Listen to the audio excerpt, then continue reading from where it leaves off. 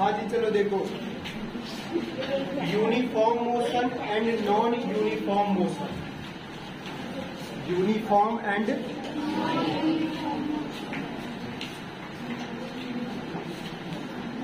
Types of motion. देखो, types of motion में सबसे पहले आप समझ सकते हो लीनियर मोशन। लीनियर मोशन इसको कहते हैं रैखिक गति।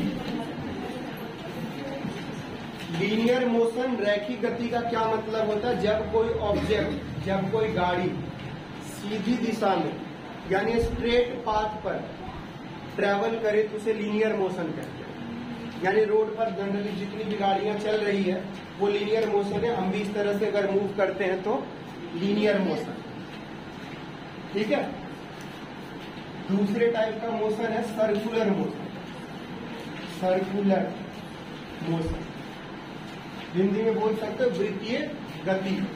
जब क्या हो, इस तरह से गोल घूम रही हो, सर्कुलर पाथ पर हो, तो उसको सर्कुलर मोशन कहेंगे, ठीक है रंजीत। सर्कुलर मोशन का क्या मतलब हुआ? जो ऑब्जेक्ट ट्रेवल करेगी तो उसका पाथ कैसा होगा? सर्कुलर पाथ होगा। सर्कुलर पाथ होगा, गोलाकार पाथ होगा। इसके बाद एक होता है पीरियोडिक मोशन। पीरियोडिक मोशन, इसको ऑसिलेटरी मोशन भी कहते हैं।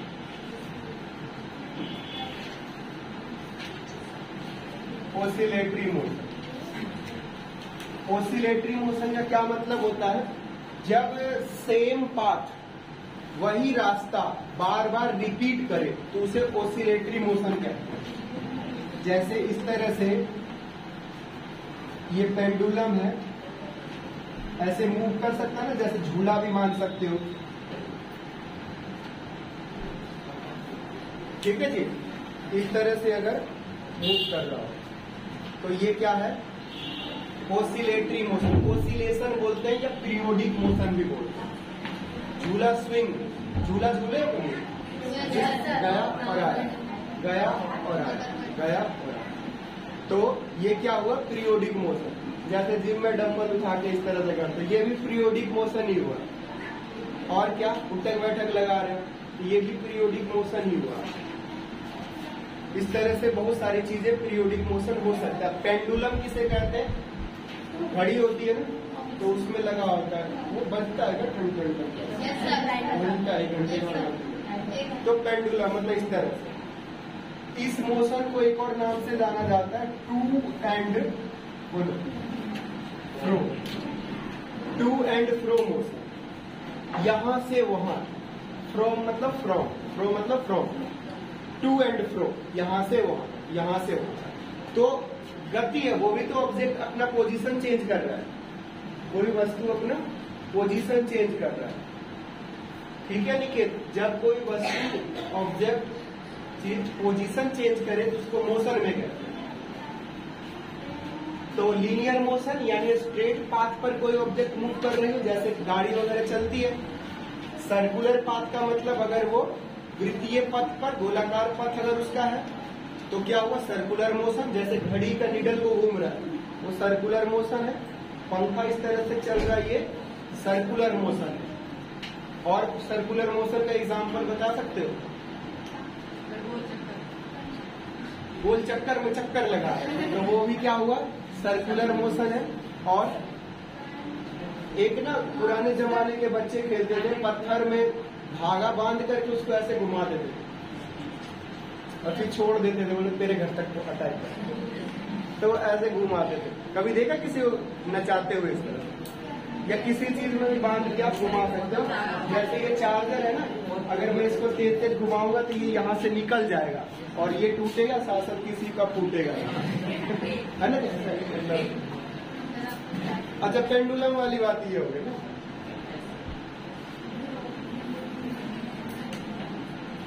Periodic motion, circular motion. अब ये जो टाइप्स ऑफ मोशन है ना, ये यूनिफॉर्म या नॉन यूनिफॉर्म हो सकता है। यूनिफॉर्म का मतलब होता है समरूप गति। लिखने पे ध्यान नहीं दो, देखो लिखना इम्पोर्टेंट है पर बहुत ज्यादा नहीं है, समझना ही है ना। लिखने का तो तुम अकेले, लिखने में मेरा कोई सहयोगी योगदान नहीं है, समझाने में मेरा हो सकता है। लिखने का तो आप अपने मन से लिख ही सकते हो, तो वो काम जो अपने आप ही कर सकते हो उसके लिए पैसे देने की जरूरत है। तो समझने पे ध्यान दो, ठीक है। नहीं लिखो कर लिख लेना, गूगल करोगे हिंदी में आ जाएगा, इंग्लिश में आ जाएगा, हर तरह के नोट्स आ जाएंगे, किताबें आ जाएगा, फोटो। पढ़ने और समझने पे ध्यान दीजिए। क्या बात कर रहे थे कि भी यूनिफॉर्म और नॉन यूनिफॉर्म। यूनिफॉर्म का मतलब होता है हिंदी में समरूप गति और इंग्लिश में नॉन यूनिफॉर्म जो कह रहे हैं उसको हिंदी में असमरूप गति या असमान गति कहते हैं। इसका क्या मतलब होता है इसे जरा समझते, इसका डेफिनेशन भी लिखो, आप अब लिख सकते हो, लिखिए यूनिफॉर्म मोशन, समरूप। देखो when an object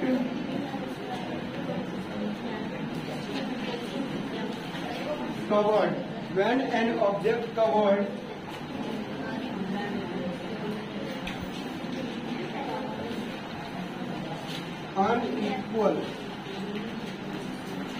equal distance in equal interval of time,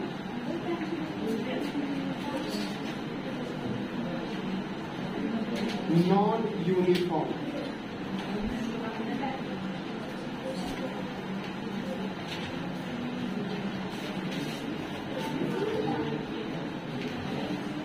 When an object covered, when an object covered unequal distance, परसान आ रहा है क्या? परसान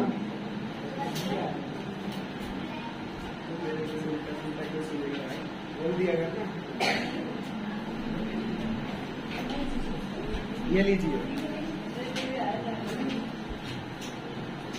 When an unequal distance covered unequal distance in equal interval of time। English में लिख लो, ठीक है, हिंदी में भी लिखवा देंगे।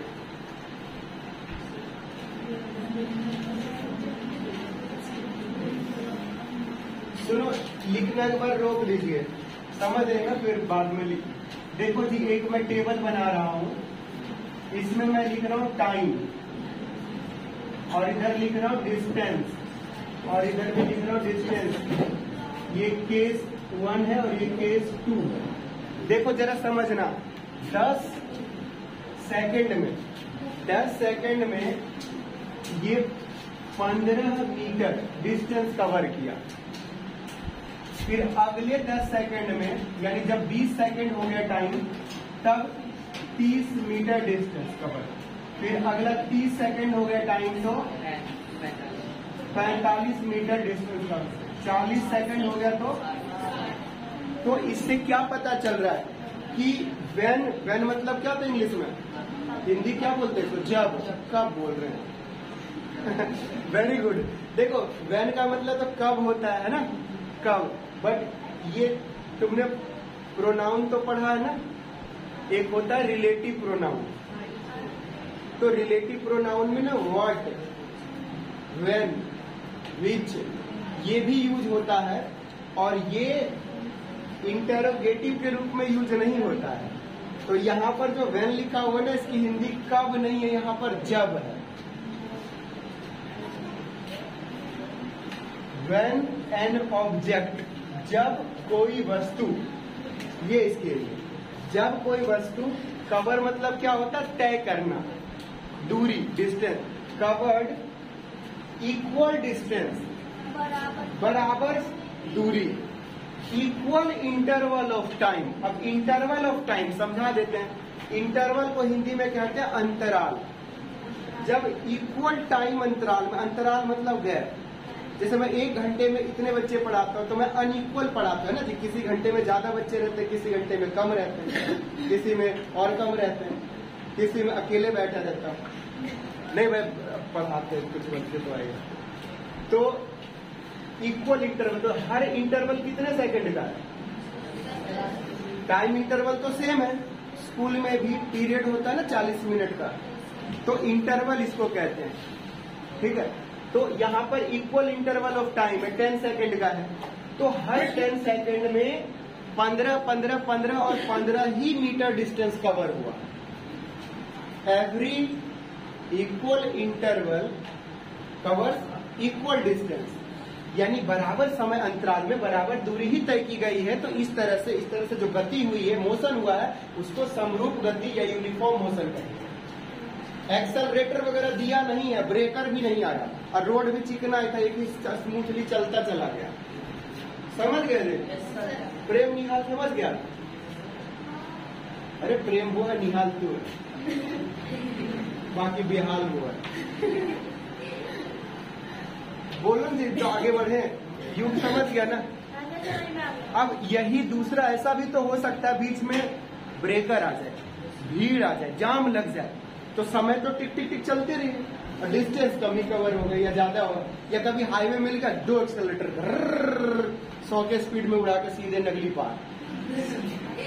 तो 10 सेकंड में मान लो 15 ही हुआ, लेकिन इस अगले 10 सेकंड में 8 ही मीटर कवर हो पाया। अगले 30 सेकंड में क्या हुआ कि बिल्कुल जाम 0 मीटर कवर हुआ, टिका रहेगा बेचारा। अगले में सीधे भिन्न ना करके बिल्कुल 40 मीटर उड़ा दिया हवा से बातें करते हुए।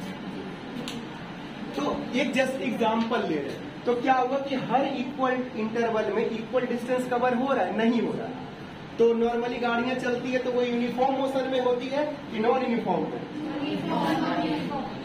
नॉन यूनिफॉर्म में। यूनिफॉर्म जो भी बोल रहे थे उनका गलत था। गाड़ी कहाँ एक ही स्पीड में चलेगी भाई? पता चला मोड़ आ गया, कभी कई बार जैसे हाईवे है ना, जो बड़े बड़े हाईवे पे, तो वो बिल्कुल चल ही रही होती 100 के स्पीड में, लेकिन फिर भी 1 किलोमीटर 2 किलोमीटर चले, फिर कुछ ना कुछ बीच में आ ही जाता है। दूसरी बात, ये पंखा जो घूम रहे, पंखा भी तो चलते फैन, तो यूनिफॉर्म है कि नॉन यूनिफॉर्म? ये यूनिफॉर्म है। जितने चक्कर इसको लग रहे होंगे ना 1 मिनट में, उतने ही लग रहे। इसके चक्कर को बोलते हैं इंग्लिश में RPM। RPM का फुल फॉर्म पढ़ोगे 12th के बाद या 11th-12th में, रोटेशन पर मिनट। ठीक है, रोटेशन मतलब 1 मिनट में कितनी बार चक्कर लगा। घड़ी भी है, तो ये यूनिफॉर्म। और यूनिफॉर्म क्या हो सकता है घड़ी पंखा के अलावा? हवा यूनिफॉर्म का। हवा चलती क्यों है? फिजिक्स का क्वेश्चन है, साइंस का, कौन बताएगा? 7th क्लास में एक टॉपिक है, हवा चलती क्यों है। हवा चलते हुए देखा है? हाँ सर। फील होता है नहीं? हाँ। तो हवा चलती क्यों है? बोलो बोलो। क्या कह रहे? क्या बोल रहे हो? अरे तू ही कह दे ना जो कह रहा है। क्या कह रहा है भाई? सर क्योंकि बह नहीं सकते। कह रहे हवा चलती इसलिए क्योंकि बह नहीं सकते। हवा चलती इसलिए क्योंकि उसके पास गाड़ी नहीं है ना बैठ के जाने के लिए, इसलिए चलना पड़ता है। तो कह रहा हवा बहती नहीं इसलिए चलती है। चलती है क्योंकि उसके पास गाड़ी नहीं है। देखो हवा क्यों चलती है, जब बोला है तो बता ही देते एक बार। ये मान लो सिरसपुर है और ये है रानापारा, ठीक है। अब क्या हुआ, देखो यहाँ का जो टेम्परेचर होगा ना, यहाँ का टेम्परेचर यहाँ का टेम्परेचर सेम नहीं होगा। नॉर्मली सेम होता है, बट जब सन की रेज आ रही होती है तो टेम्परेचर में डिफरेंस। चलो यहाँ का नहीं होगा, मान लो यहाँ सेम है, तो ले चले जाओ स्वरूपनगर, मुरारी चले जाते हैं, राजस्थान चले जाएंगे, तब तो अलग अलग होगा। कहने का मतलब दो जगह का टेम्परेचर नॉर्मली एक जैसा नहीं होता है, कहीं का ज्यादा कहीं का कम होता है। तो जहां का ज्यादा होगा टेम्परेचर तो वहां का एयर क्या होगा, हॉट होगा, है ना, गर्म होगा।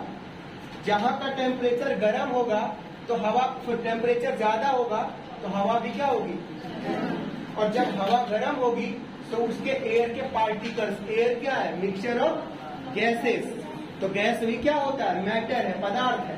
तो गैस के पार्टिकल्स क्या होंगे, लिखना शुरू कर देंगे। गैस के पार्टिकल्स क्या होंगे, उनकी काइनेटिक एनर्जी बढ़ेगी, दूर दूर भागेंगे, तो उनकी काइनेटिक एनर्जी बढ़ जाएगी, वो ऊपर फ्लो करना शुरू कर देंगे। तो क्या हो जाएंगे, वो लैंड से अप हो जाएंगे, ऊपर उठ जाएंगे। तो जमीन पर यहाँ पर क्या क्रिएट हो जाएगा, वैक्यूम। जैसे यहाँ की हवा मान लो गर्म हो गई तो हवा उड़ जाएगी ऊपर, तो यहाँ पर खाली जगह हो गया ना, तो फिर जो उधर की हवा है ये खाली जगह को भरेगी। तो प्रेशर की वजह से क्या होगा, यहाँ का प्रेशर कम हो गया तो उधर की हवा इधर आएगी।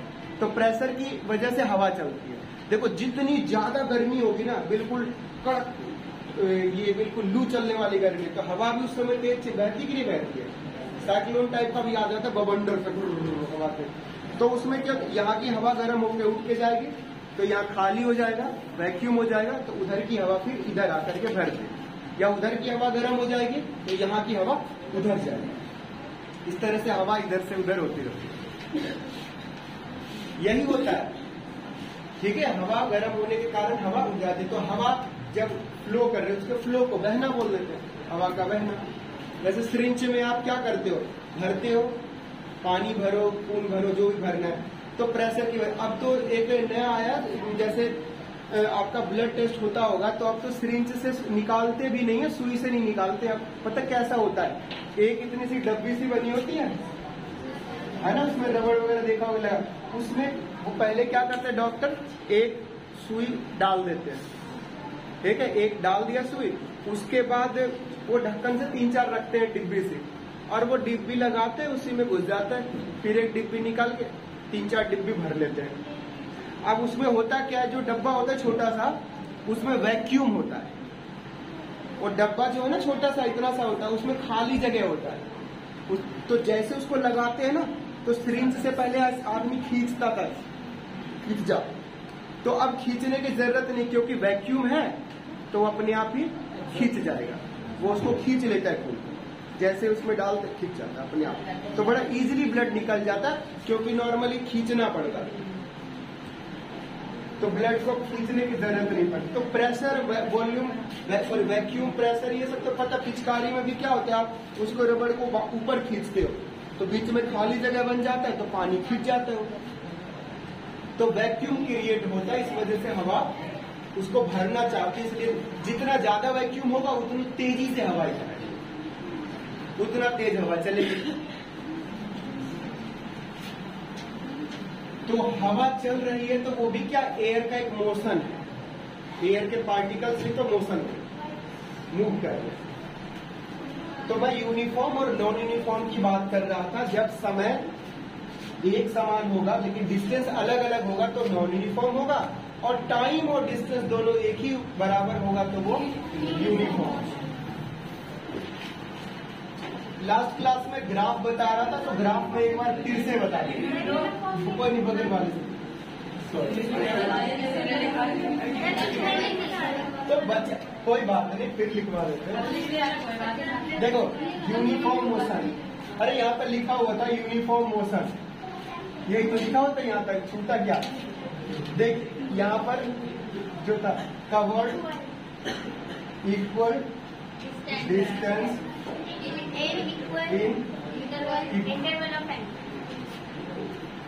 ये था लिखा हुआ यूनिफॉर्म मोशन, यूनिफॉर्म। मैं ग्राफ की बात कर रहा था, देखो यहाँ पर डिस्टेंस, ये टाइम, तो ये क्या होगा, इक्वल है ना, जितना टाइम उतना ही डिस्टेंस, जितना टाइम उतना ही डिस्टेंस, जितना टाइम उसी हिसाब। लेकिन अगर ग्राफ कुछ इस तरह से हमारा बन रहा था तो समय ज्यादा बढ़ रहा है लेकिन डिस्टेंस कम, ज्यादा कम, तो ये टेढ़ा जो ग्राफ बन रहा है वो नॉन यूनिफॉर्म का बन रहा है, और ये यूनिफॉर्म का बन रहा है।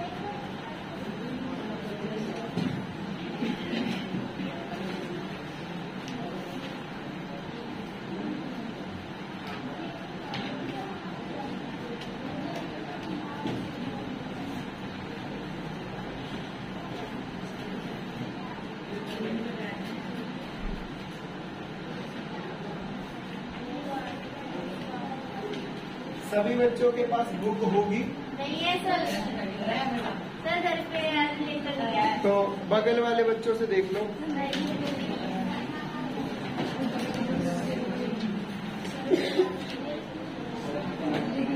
देखो, साइंस में एक्सरसाइज है, एक्सरसाइज के अलावा बुक के अंदर भी क्वेश्चन है, तो उसको बोलते हैं इन टेक्स्ट क्वेश्चन, यानी जो टेक्स्ट लिखा हुआ है उसके अंदर question.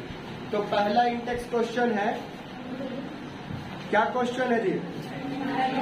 N object has move through a distance, can it have zero displacement? If yes, support your exam answer with example. तो एक जो ऑब्जेक्ट है वो मूव करती है, डिस्टेंस ट्रेवल करती है, तो कह रहा कि उसका डिस्प्लेसमेंट जीरो हो सकता है। अगर हो सकता है तो बताओ इसका एग्जाम्पल दे करके। एक वस्तु द्वारा कुछ दूरी तय की गई है, क्या इसका विस्थापन शून्य हो सकता है? अगर हाँ तो अपने उत्तर का उदाहरण सहित विवरण दीजिए। डिस्प्लेसमेंट तो देखो बिल्कुल हो सकता है ना, इनिशियल और फाइनल पॉइंट वही अगर हो जाए, यानी कोई भी ऑब्जेक्ट ट्रेवल करके वापस उसी पॉइंट पर आ जाए, तो ऐसे में डिस्प्लेसमेंट क्या हो जाता है कार्तिक? जीरो। यानी यहां से मैं यहां तक जाऊं तो डिस्टेंस ट्रेवल के, लेकिन फिर वापस वही आता हूं, तो डिस्टेंस तो यहां से वहां तक डबल हुआ, लेकिन डिस्प्लेसमेंट जीरो होगा क्योंकि वापस हम वहीं पर आ गए। ये बात आप में से जिन बच्चों को समझ में नहीं आया, पूछो, बेझिझक पूछो, without any hesitation you may ask. आया समझ में क्या क्वेश्चन था?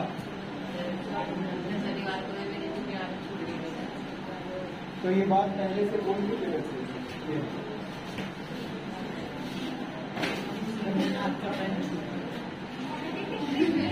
सब चीज ऐसा थोड़ी तुम्हारा खोएगा तो यही होगा।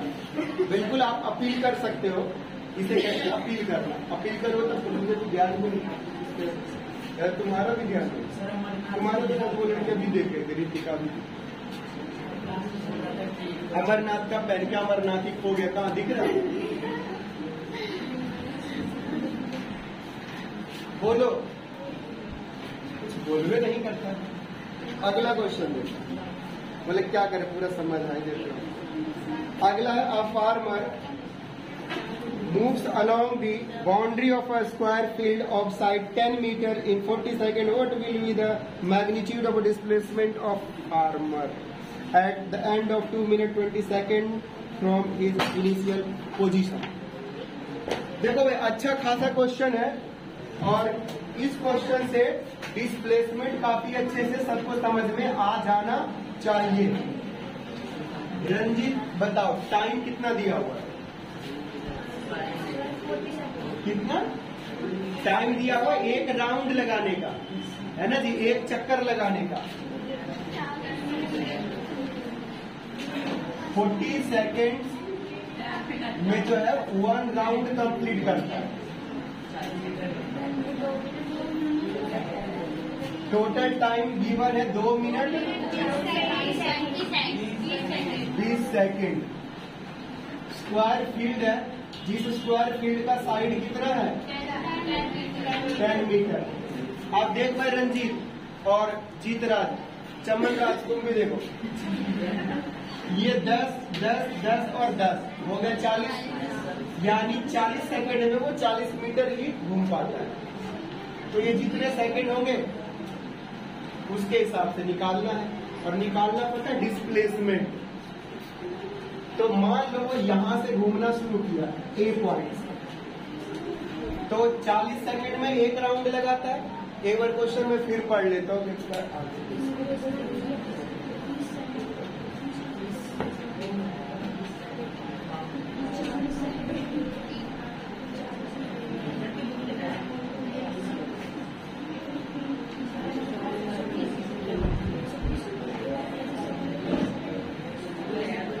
सही है, सही बता रहा हूँ।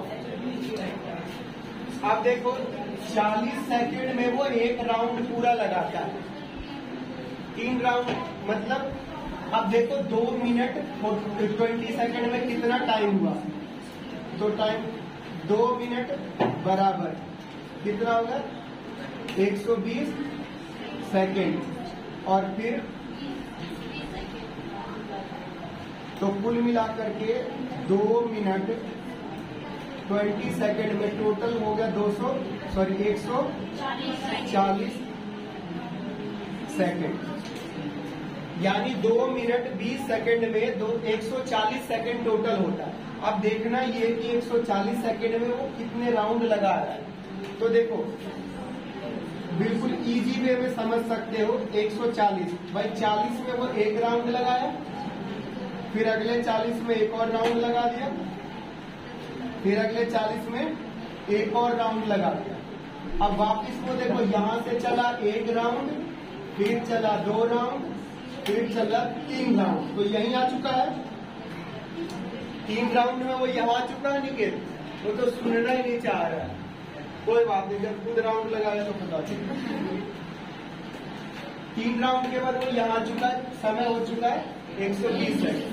अब अगला जो 20 सेकंड है, तो 20 सेकंड में वो कहाँ जाएगा, यहाँ जाएगा और यहीं पर होगा कि नहीं होगा, तो ये उसका क्या होगा फाइनल पोजीशन, और ये है इनिशियल पोजीशन। तो कोई पूछेगा डिस्टेंस कितना कवर किया, तो जरा डिस्टेंस देखें कितना होगा। तो डिस्टेंस जो है 140 मीटर हुआ। देखो 1 राउंड में 40, 2 राउंड में 40, तीसरे राउंड में 40, तो 120 हुआ, और 20 मीटर फिर तो 140 मीटर डिस्टेंस हुआ, लेकिन डिस्प्लेसमेंट कितना हुआ, बिल्कुल गलत। और बताओ डिस्प्लेसमेंट कितना हुआ, थोड़ा तो दिमाग लगा, 15 मीटर। तुम दिमाग तो लगा रहे हो, लेकिन थोड़ा मैथ सीखो। देख रहे हो उसे कैसे आता है भाई, क्योंकि वो ना थोड़ा सा तो अपना बुद्धि मतलब बकलोल बुद्धि नहीं लगा रहा है, वो थोड़ा तो सोच रहा है, मतलब सोच रहा है। भाई एक बात बता, हमने डिस्प्लेसमेंट क्या होता है, फाइनल और इनिशियल के बीच का डिफरेंस, और ये भी बताया था कि डायरेक्शन इसमें होता है स्ट्रेट सीधा जाएगा, तो सीधा ले जाओ ना ऐसे है? तो ये जितना होगा उतना क्या होगा इसका डिस्प्लेसमेंट, तो ये कितना होगा पता, उस लड़के ने भी सोच लिया था ये इतना होगा, सोच लिया था, लेकिन उसको इतना नहीं पता था, जबकि अभी अभी थोड़ी देर पहले पढ़ा रखा है इसने पाइथागोरस थ्योरम पढ़ा है ना जी। पाइथागोरस थ्योरम 6 बजे वाले बैच में और 3 बजे वाले बैच में हुआ ना दोनों में, तो उसमें हाइपोटेनस निकालना सिखाया, परपेंडिकुलर और बेस का स्क्वायर का सम करके। तो थोड़ा तो सोच रहे 15, अपने हिसाब से सोच रहा कि ये 10 है, ये 10 है, तो शायद ये 15 हो। उस लड़के ने ये बकलर वाला दिमाग नहीं लगा, तो इससे ये पता चला वो लड़के में दिमाग है, वो सोच रहा है, वो तुम्हारे नहीं सोच रहा कि ये 10 और 10 20। अब देखो कैसे समझदारी को डिफाइन करोगे यू। कोई बच्चा जो है उसको समझ ही नहीं आ रहा डिस्प्लेसमेंट, किसी को इतना तो समझ आ गया, इतने चक्कर नहीं होते हैं, चक्कर वही माने जाते जो फाइनल वाले हैं। तो उसने सोचा यहाँ से यहाँ तक ये 20, तो 50% बच्चे समझ गए कि ये 20 होगा, लेकिन वो बच्चे डिटेल में नहीं समझ पाए कि शॉर्टेस्ट डिस्टेंस लेना है, ऐसे घूम के नहीं जाएगा। फिर कुछ बच्चे ऐसे भी थे जो ये समझ गए कि हाँ शॉर्टेस्ट होगा, बट वो ये समझ नहीं पाए शॉर्टेस्ट को निकालेंगे कैसे। वो अपने दिमाग में लगा के एक्स्ट्रा सोच रहे 10 है 10 है 15 होगा सर, लेकिन उस लड़के ने 15, 18, 20 नहीं बोला, उसने कहा सर हाइपोटेनस तो होगा। अब हाइपोटेनस सोच रहा हूं कि मैं कैसे निकालेंगे, तो देख लेता हूं। तो भाई हाइपोटेनस निकाल लेते हैं। तो हाइपोटेनस के लिए क्या होगा, देखो आपको ए एफ मान लो, इसका नाम ही लिख देते, ए बी ये सी, ये फाइनल पॉइंट, ठीक है, फाइनल पॉइंट सी डी। तो हम फाइनली ए सी निकालेंगे। तो ए सी कैसे निकालेंगे, अंडर रूट में होगा ना, इधर का स्क्वायर उधर जाके अंडर रूट हो जाता है, बाद में होता है जब 9th में पढ़ते हैं तो पहले लिख दो। तो इधर 10 का स्क्वायर होगा और नीचे भी कितना है सुधा 10। बच्चे सोचते सर परपेंडिकुलर बेस लिखे नहीं, 9th में आपको सजा करने लिखना डायरेक्टली। तो ये कितना हुआ 100, ये कितना हुआ, दोनों को सॉल्व करेंगे, 200 का रूट निकालेंगे। तो देख भाई 200 का रूट ऐसे निकलता है, 100 गुना में 2 लिख सकते हो इसको, और 100 का क्या होता है, और ये 2 ऐसे छोड़ दिया, यानी 10 का बना। अब तो जरा सर 10 का तो वो जोड़ा बना ही नहीं था, तो नहीं बनाता बाबुल्य, बना देते हैं और कुछ 10 गुना 2। अब बना 10 का एक बाहर निकला।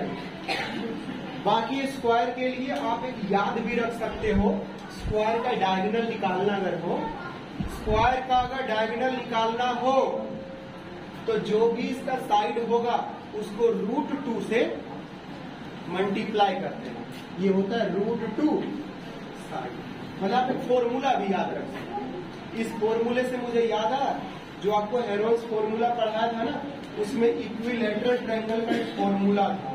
अगर ट्रायंगल आपका इक्विलैटरल है जिसके कि 3 साइड आपस में बराबर हो, तो इसका एरिया निकालने का एक शॉर्टकट फॉर्मूला √3/4 और साइड का स्क्वायर। सीधे साइड इसमें डालोगे, कोई हमें SABC निकालने की जरूरत नहीं, तीनों साइड बराबर ही होगा। साइड यहाँ 4, 14 जो भी होगा रख दोगे, √3/4। तो ये एक शॉर्टकट फॉर्मूला जो बारे बता।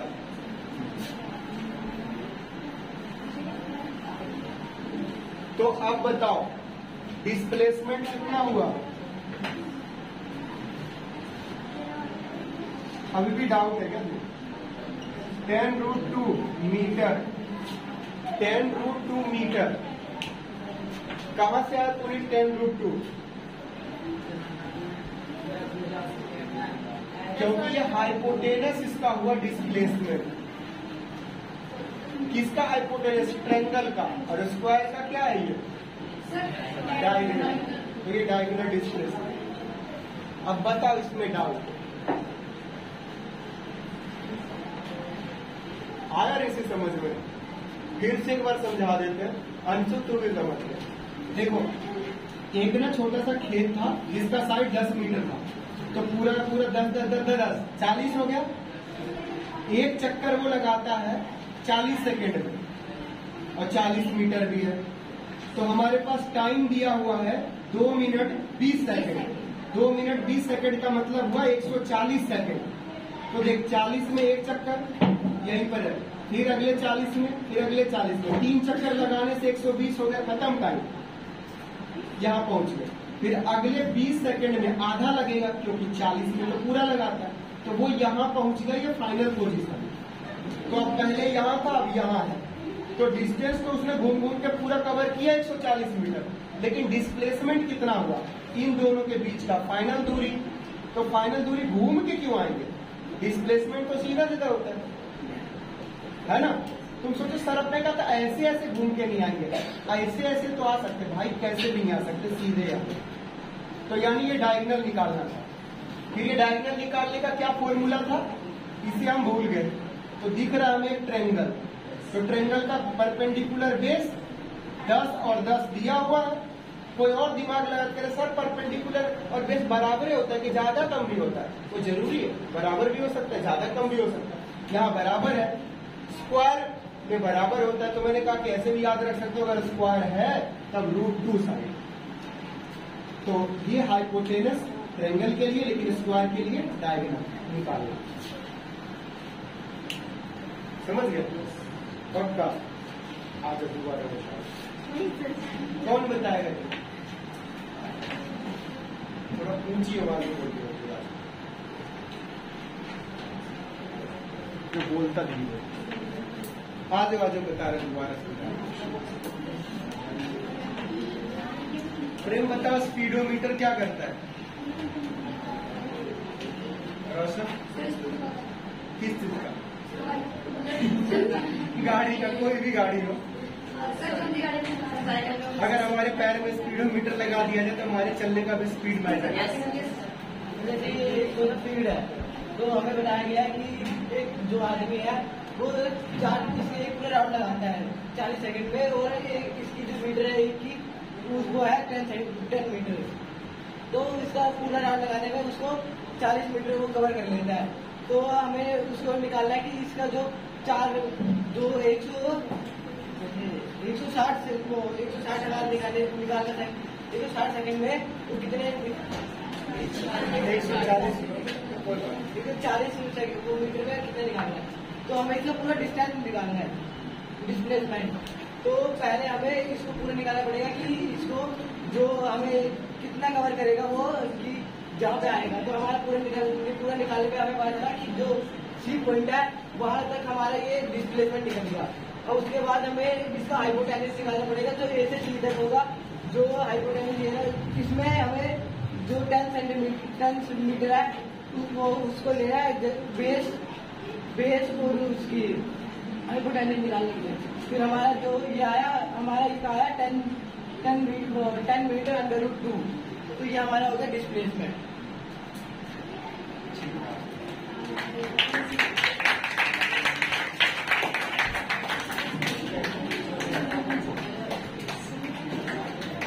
देखो इस क्वेश्चन में ना मैग्नीट्यूड लिखा हुआ है।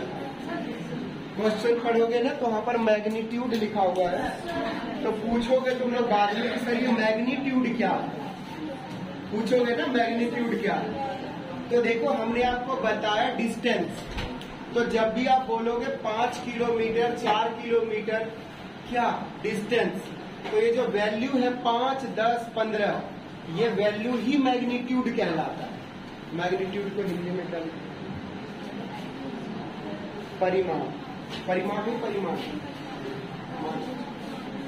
तो परिमाण बोलते हैं हिंदी में, ठीक है परिमाण। तो ये जो वैल्यू है, लेकिन जब आप डिस्प्लेसमेंट की बात करोगे तो डिस्प्लेसमेंट में क्या होता है कि आपने 10√2 मीटर बोला, ये है मैग्नीट्यूड। लेकिन डायरेक्शन भी है इसमें, क्या है ये डायरेक्शन है।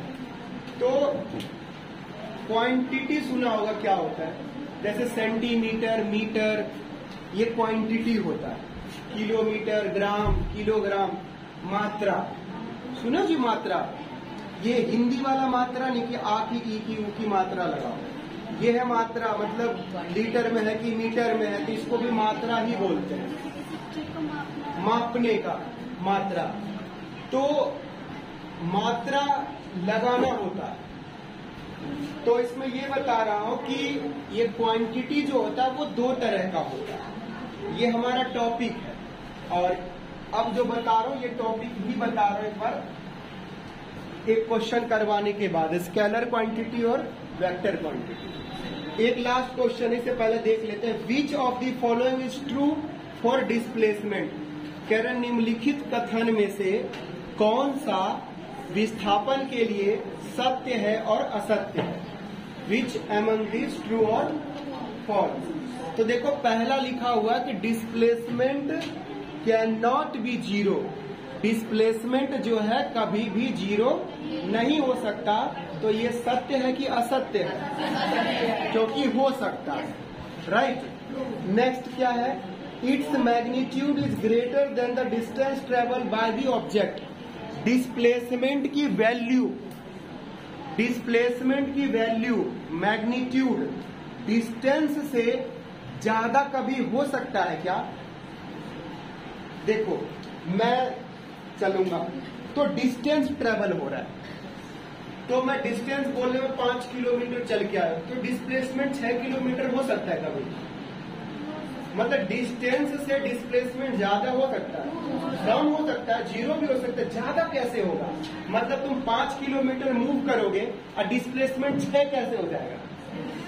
तो तुम यहां से जैसे टेढ़ा नगड़ा जैसे भी जाओ, मान लो तुम ऐसे गए, तो देखो ऑटोमेटिक क्या हुआ, ये लेंथ तो इन दोनों के मिला से कम ही होगा, ये तो कम ही होगा ना। तो डिस्प्लेसमेंट अगर सीधा भी होगा तो जो डिस्टेंस होगा वही डिस्प्लेसमेंट होगा, दोनों सेम होगा। मतलब यहां से यहां गए तो जो डिस्टेंस है वही डिस्प्लेसमेंट होगा। यानी डिस्प्लेसमेंट डिस्टेंस से कभी भी ज्यादा नहीं हो सकता। 5 किलोमीटर चलोगे डिस्टेंस और डिस्प्लेसमेंट 6 किलोमीटर नहीं होगा। तो दोनों इसमें क्या था, फॉल्स। ठीक है, अब नोट ये टॉपिक देखना कि क्या है क्वांटिटी। क्वांटिटी को हिंदी में बोलते हैं राशि। देख लेना मात्रा राशि है। स्केलर, स्केलर क्वांटिटी, और दूसरा है वेक्टर क्वांटिटी। दोनों का मतलब समझो। देखो स्केलर क्वांटिटी में सिर्फ मैग्नीट्यूड होता है, डायरेक्शन नहीं होता। It has only magnitude not direction. अब इसमें क्या है, it has magnitude as well as direction. मतलब इसमें डायरेक्शन और मैग्नीट्यूड दोनों होता है। एग्जाम्पल देखो, इसमें आएगा डिस्टेंस, इसमें आएगा डिस्प्लेसमेंट, इसमें आएगा स्पीड, इसमें आएगा वेलोसिटी, फोर्स, इसमें आएगा वर्क, मास, इसमें आएगा वेट, एक्सेलरेशन, इसमें आएगा लेंथ, एरिया, टाइम। तो इन सब में देखो सिर्फ वैल्यू होता है, डायरेक्शन नहीं होता। मैं जब स्पीड का आपको बता रहा था क्या डेफिनेशन, तो बता था ना कि डायरेक्शन आप बताना। तो स्पीड जब डायरेक्शन उसके साथ होगा तो वेलोसिटी बन जाता है, और जो एक्सेलरेशन है उसमें ऑलरेडी वेलोसिटी होता है। जो फोर्स होता है उसमें एक्सेलरेशन होता है, जो वेट होता है उसमें एक्सेलरेशन होता है। इसीलिए ये सारा का सारा जो है वेक्टर क्वांटिटी है, और ये स्केलर क्वांटिटी। तो सदिश राशि और अदिश राशि पढ़ते हैं। ये है सदिश राशि और ये है अदिश राशि। ऐसी राशि जिसमें सिर्फ और सिर्फ परिमाण होंगे, दिशा नहीं होगा, उसको सदिश अदिश कहेंगे। और सदिश में जिसमें दोनों होगा, दिशा और परिमाण दोनों। हाँ, बड़ी छोटी की मात्रा, ठीक है, छोटी की मात्रा।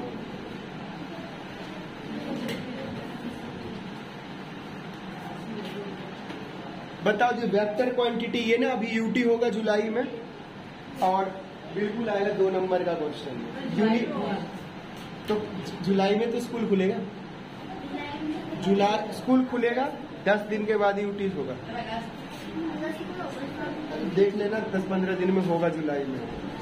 अगस्त में तो दूसरा यूटी हो जाएगा। चलो भाई नहीं होगा, आप इसको कर देखो। यूनिट किसका डेफिनेशन पेपर के लिए याद करना, ये सुनो। यूनिफॉर्म मोशन और नॉन यूनिफॉर्म के, और वेक्टर और स्केलर के। बाकी वो सब जो लिखवाते स्पीड वो सब नहीं आएगा। ग्राफ याद कर, ग्राफ को समझ लो, उसको याद क्या करो। ग्राफ जो है समझ लो ग्राफ क्या था। उसके बाद जरा इसे देखना, स्पीड का हमने क्या फॉर्मूला बताया था, डिस्टेंस अपॉन टाइम। अब देखते कौन समझदार है, कौन बता पाएगा। देखो जी,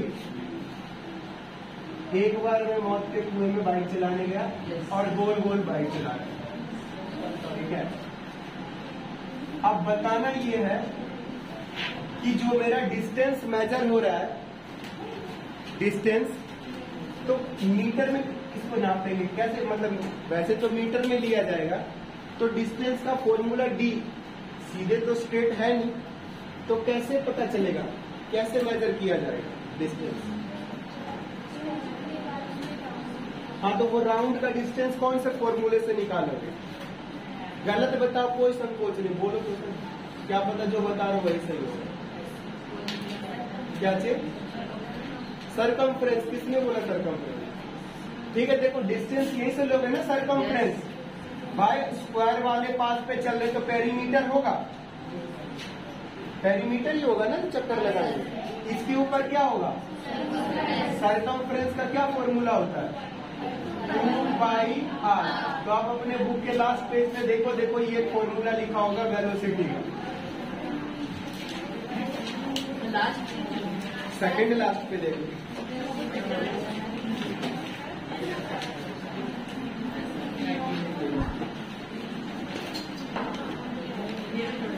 मिला जी, है ना, v = 2πr। तो वो किस चीज के लिए है? सर्कुलर मोशन के लिए, सर्कुलर मोशन के लिए।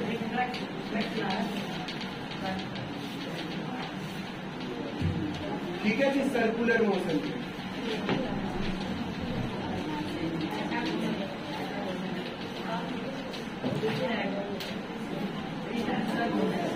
आज इतना ही करेंगे। कल की क्लास जो है आप मिस मत करना, कल काफी मुश्किल चीज और इम्पोर्टेंट करवाने जा रहा हूँ। देखो ये 3 फॉर्मूला है, v = u + 80। अच्छा सर कंटेंट होगा, सर डेट में पढ़ाना कंटेस्ट। अच्छा ठीक है, कंटेस्ट u + ½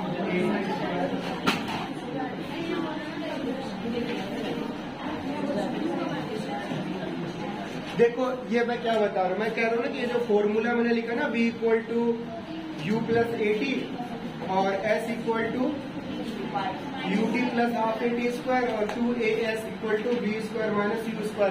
ये 3 फॉर्मूला जो है ना, इस 3 फॉर्मूले पर पूरा का पूरा फिजिक्स हमारा चलेगा 9th क्लास। और वो तीनों फॉर्मूला कहाँ से आए, कैसे है, उसका डेरिवेशन होता है। और कई बार पेपर में अगर पेपर ऐसा बन गया कि जैसे बच्चे को लिखने का ज्यादा देना है, लिखवाना है, तो वो दे देंगे उसको सॉल्व करने के लिए कि कहाँ से फॉर्मूला आया है।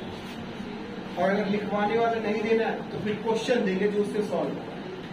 तो इसको याद करना ये 3 फॉर्मूले को, और जो क्लास नेक्स्ट होगा साइंस का उसमें ये तीनों फॉर्मूले को बिल्कुल बोर्ड पे मैथ की तरह हम बनाएंगे और बिल्कुल सॉल्व करके निकालेंगे कैसे आया है। जो पढ़ाया मैंने अभी तक एक्सेलरेशन, उसी से निकल के ये आएगा फॉर्मूला। ठीक है, तो आज इतना ही कर लो। देखो आज की क्लास में हमने आपको थोड़ा सा ग्राफ से लिया, बताया, यूनिफॉर्म नॉन यूनिफॉर्म मोशन बताया, स्केलर और वेक्टर क्वांटिटी बताया, 1-2 न्यूमेरिकल बताया। रेस्ट ऑफ क्वेश्चंस आप ट्राई करना, नेक्स्ट क्लास में बताते हैं। ये मॉर्निंग वाले